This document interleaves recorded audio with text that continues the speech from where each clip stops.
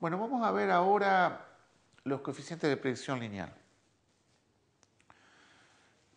Vamos a introducir lo que se llama el modelo lineal del aparato fonador, o también lo van a encontrar como modelo fuente-filtro.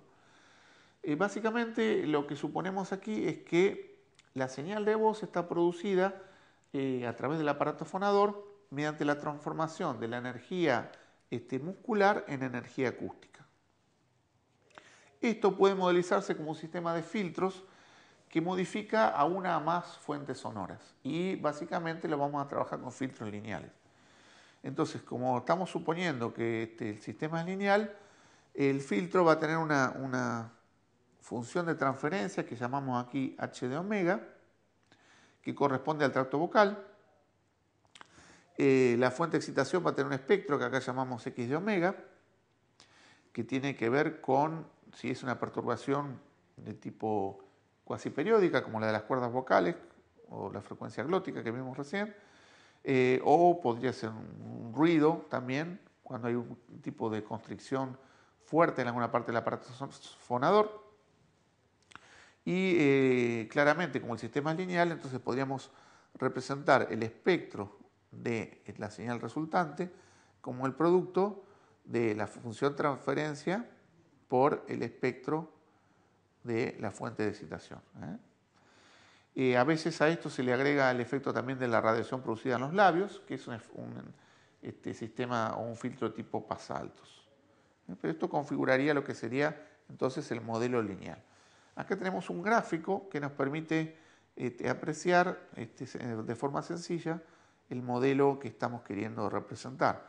Entonces, como ven, tenemos acá asociado a X la fuente, el filtro asociado al aparato fonador y la salida, que es la señal de voz que vamos a medir con nuestro micrófono y que vamos a digitalizar en la computadora. Por otro lado, abajo podemos ver más o menos la forma que suele tener el espectro de la fuente de excitación. En el caso que son pulsos de tipo cuasi periódico, bueno, la transformada también es una serie de pulsos cuasi periódicos, ¿no?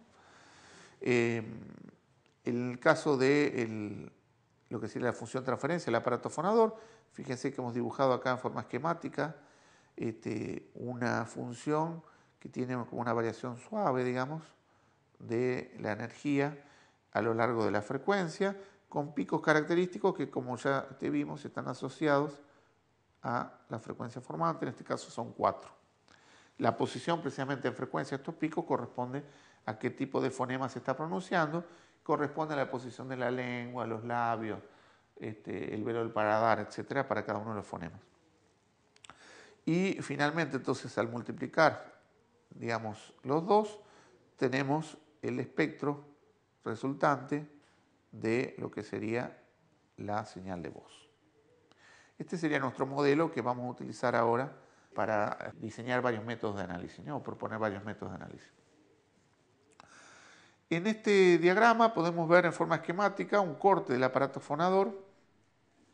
En clases anteriores habíamos estado mirando anatómicamente y fisiológicamente cómo funcionaba el aparato fonador. Este diagrama esquemático pretende rescatar los aspectos fundamentales, digamos, del aparato fonador. Entonces, fíjense, los pulmones se grafican como si fuera un pistón. Básicamente la fuerza muscular que produce el diafragma empuja el pistón y produce un aumento de la presión antes de las cuerdas vocales, que inicialmente podemos suponer que estaban cerradas. Cuando aumenta la presión en las cuerdas vocales, en un punto las cuerdas vocales ceden, se abren.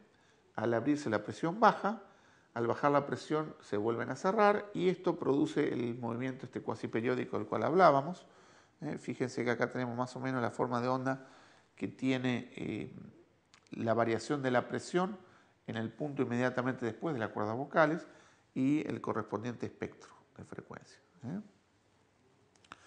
Bueno, y fíjense que aparecen tres cavidades resonantes: la cavidad faríngea, la cavidad oral con la lengua y la cavidad nasal. Cada una de estas cavidades va variando su composición y la posición de las distintas partes que los componen, de tal manera que modifican la frecuencia de resonancia moviendo las frecuencias formantes. Por eso hemos dibujado aquí este espectro con la flecha cruzada, que quiere decir que varía en función de la posición de cada una de las partes del aparato fonador. Y bueno, otra vez, al multiplicar, digamos, x de f o x de omega, habíamos dicho acá sería en frecuencia en hertz, por la magnitud de h de f, bueno, tenemos el espectro de salida y la señal resultante en el tiempo. Entonces, este sería el modelo lineal con el cual estaríamos tratando de analizar entonces la señal del habla.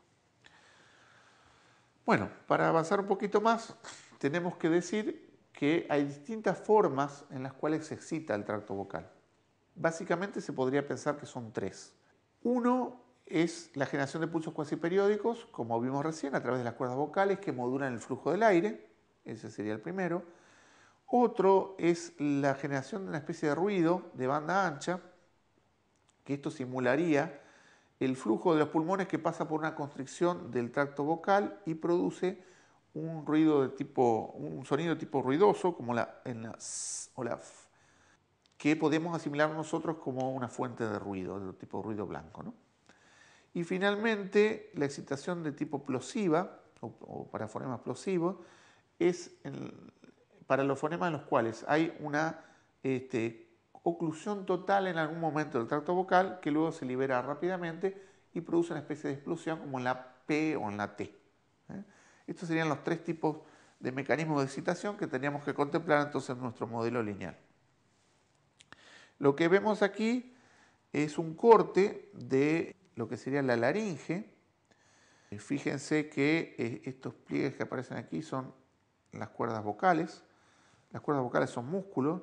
Esos músculos tienen una tensión determinada y que es lo que produce básicamente, junto con la presión producida por la compresión del diafragma, la frecuencia a la que se van a cerrar y abrir. O sea, nosotros vamos a ir modulando eso de manera inconsciente, pero de manera controlada, ¿no?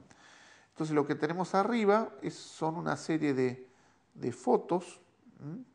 Fíjense, cada uno de estos cuadros va mostrando cómo se va abriendo. Esto es una endoscopía, o sea, se va abriendo desde arriba las cuerdas vocales. Fíjense cómo se empiezan a abrir, cada vez más, hasta que en esta, por ejemplo, están completamente abiertos y luego se empieza a cerrar nuevamente y se repite otra vez el ciclo. O sea que este sería el ciclo de aperturas y cierres que veíamos y que genera más o menos una forma de onda de la presión, variación de la presión en función del tiempo de esta forma.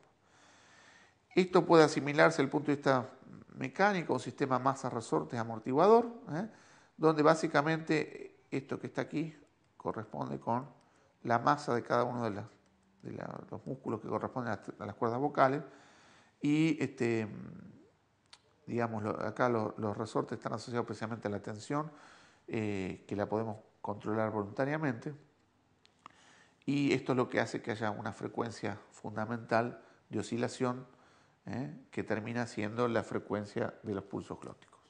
Bien.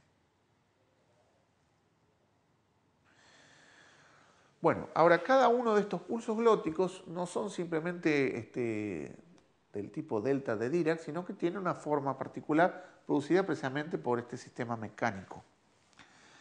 En este caso hay una serie de cartílagos también que se insertan en los músculos laringeos y básicamente genera una forma de onda bastante particular que fue modelada por un investigador que se llama Rosenberg y propuso esta forma basada en una serie de funciones trigonométricas, otra vez cosenos básicamente desfasados, que nos da algo parecido a lo que sería la forma del pulso. Fíjense que hay una serie de parámetros, básicamente N1 y N2, que son los que me dan la forma particular que tiene cada uno de los pulsos y que son propios del hablante y también del estado emotivo, inclusive a veces cuestiones también de salud. Por ejemplo, un resfrío pueden variar, digamos, este tipo de forma de onda. Para el caso de la laringe, la frecuencia de oscilación, digamos, la frecuencia fundamental, digamos, de las cuerdas vocales, en los hombres varía entre 100 y 170 Hz, en las mujeres entre 180 y 280 Hz y los niños pueden superar los 300 Hz. O sea que esto nos da un rango más o menos de variación de la frecuencia fundamental, que vamos a llamar aquí F0. Para entender un poquito más el porqué de las resonancias, se utiliza también un modelo bastante sencillo de la forma que toma la función de transferencia, esta h de omega que veíamos hoy. Y esto se puede explicar suponiendo que el tracto vocal es un tubo único de área constante. Fíjense que en una punta están los labios, en el otro está la glotis, y precisamente la forma en la que digamos, se mueven las cuerdas vocales estaría asociado por el movimiento periódico acá de este pistón. Se puede demostrar, haciendo un poco de cálculos sobre este sistema, que la forma que toma la función de transferencia es bien descripta, digamos, por esta función, que es la inversa de un coseno, con parámetros acá L. L está asociado a la longitud del tracto vocal, de punta a punta, y C es la velocidad del sonido en el aire. Entonces fíjense que en función entonces del largo de este tubo, esta función nos da una serie de picos equispaciados que corresponden precisamente a las frecuencias formantes. Este sería el esquema completo del modelo fuente-filtro que se utiliza a veces no solo para análisis, sino también para síntesis del habla. Acá fíjense, tenemos, en este caso hay dos fuentes de generación de sonido, de excitación, un generador de ruido aleatorio o un tren de pulsos con el modelo del pulso glótico, como vimos recién. En los dos casos hay un término de ganancia que permite dar acá la amplitud de este término, y una especie de switch que lo que permite es elegir si el fonema sonoro o sordo. Un modelo del tracto vocal, parecido al que vimos recién, o basado en coeficiente de predicción lineal, y un modelo de radiación a nivel de los labios. Entonces, a partir de ahí podemos sintetizar o usar esto como análisis de la señal de habla. Vamos a ver ahora el modelo que más se utiliza, que es el modelo autorregresivo del tracto vocal. Básicamente lo que suponemos acá es que ya habíamos dicho que era un modelo lineal, que era un filtro lineal, pero acá vamos a suponer que es un filtro del tipo todopolos, o sea que solo tiene componentes de tipo autorregresiva, y bueno, por supuesto, un término que tiene que ver con lo que sería la entrada en el momento actual, ¿no? Pero el resto de los términos corresponden a la función de transferencia del sistema autorregresivo. Otra vez, en este caso, lo clásico es trabajar a nivel de tramos. Básicamente se van tomando ventanas de la señal, por ejemplo con la ventana de Hamming que ya vimos. A partir de ahí se estima la autocorrelación con la fórmula clásica que multiplica la señal de voz en un instante y desplazada respecto a sí misma, con lo cual nos da los valores de la función de autocorrelación. A partir de la función de autocorrelación, uno de los métodos más difundidos es armar una matriz que se denomina matriz que tiene características especiales, que es una matriz de Toeplitz, que se arma precisamente a través de cada uno de los valores de los coeficientes de autocorrelación y que me da este sistema de ecuaciones. No vamos a entrar en demasiado detalle porque esto es objeto por ahí de otro curso, pero tenemos por este lado entonces el vector de autocorrelación, aquí tenemos la matriz de autocorrelación, matriz de Toeplitz, y estos son los coeficientes que queremos encontrar, que básicamente los vamos a encontrar de forma muy sencilla, o bien premultiplicando por la inversa ambos lados y despejando los coeficientes, o directamente aprovechando que esta matriz es una matriz cuyos elementos en la diagonal son iguales y que además es simétrica. Fíjense que es una matriz, por ejemplo aquí, esta diagonal es igual, bueno, a esta diagonal, o sea que todas las diagonales opuestas son iguales. Eso hace que haya un método de recursión bastante sencillo para invertir la matriz, que se llama método de Levinson-Durwin. Entonces, a través de ese método podemos estimar directamente los coeficientes de predicción lineal. Aquí vemos el algoritmo de Levinson-Durbin.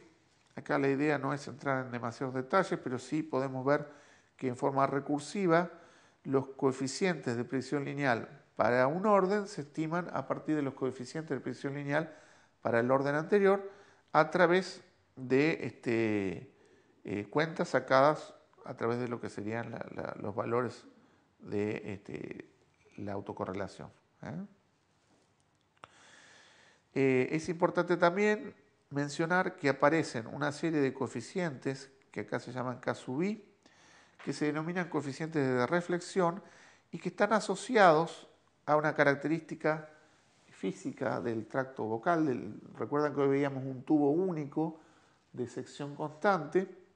Bueno, en este caso, estos coeficientes de reflexión estarían asociados a tomar tramos de distinta sección, y lo que sería, aquí arriba tenemos una idealización de las variaciones del área en cada una de las partes del tracto vocal, estaría abajo como discretizada por tramos, y el área es proporcional a cada uno de los coeficientes de reflexión. O sea que esto permite de alguna manera también una cierta interpretación física del valor de estos coeficientes que están asociados entonces a los coeficientes de predicción lineal.